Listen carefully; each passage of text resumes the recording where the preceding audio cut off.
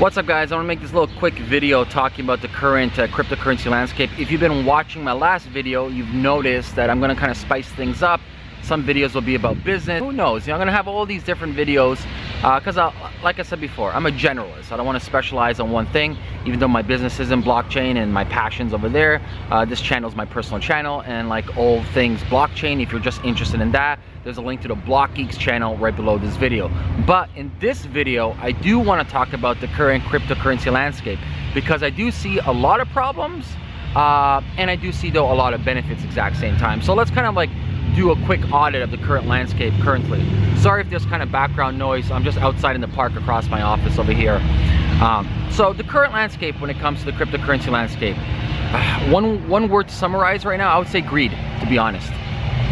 Greed. And you know, one can look at this and be like, oh, that's a bad thing, and other people can look at it and be it's a good thing. I like to look at history, I like to look at biology, I like to look at cognitive biases. So if we look at the past, obviously we are accustomed to greed, and greed with food actually, because if you look at the fast and famine times, we were akin to having a lot of food and akin to not having food. And at the period of times when there was abundance of food, guess what? We ate a lot of food.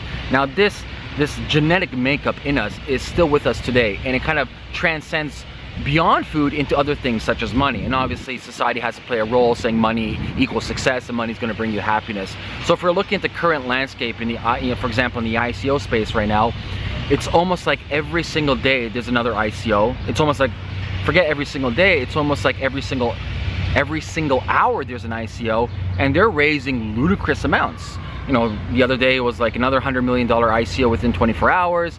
And like I said earlier, the only way I can summarize it is greed, because truth be told, majority of these ICOs, they just have an idea. It's not even an applicable idea. And sometimes I kind of wonder, I'm like, do the actual founders know what they're doing to these investors? Do they know that they're just grabbing money for the sake of money? Or is there such willful blindness? So that's one of the 25 cognitive biases.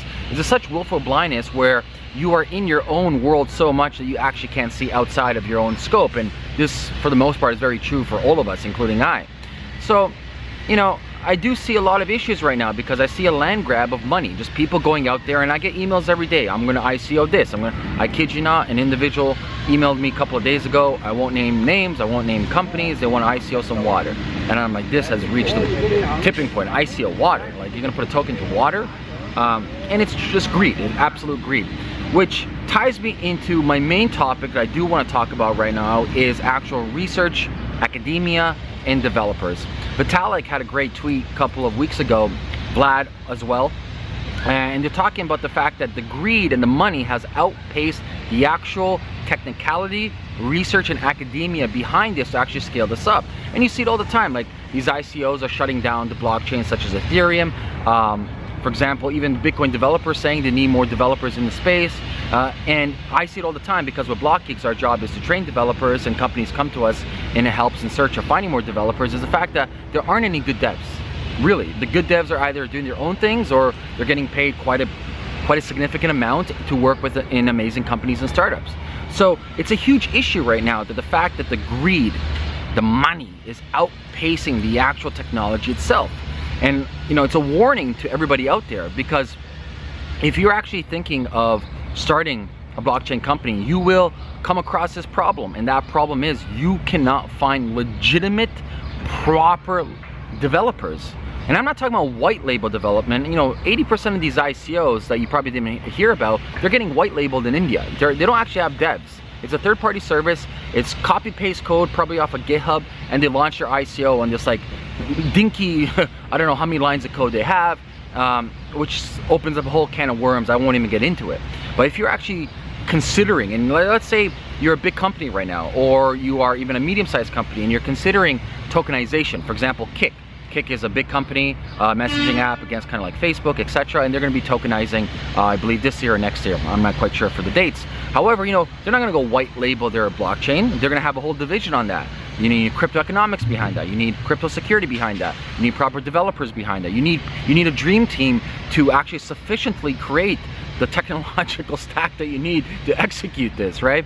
So if you're actually interested in this, developers are very few around, to tell you the truth. And so what I'm urging people in this space is, do not be sucked up in the greed. Do not be sucked up into these ICO stuff. It's gonna pass, I can tell you the truth. Same thing like the IPOs, they pass.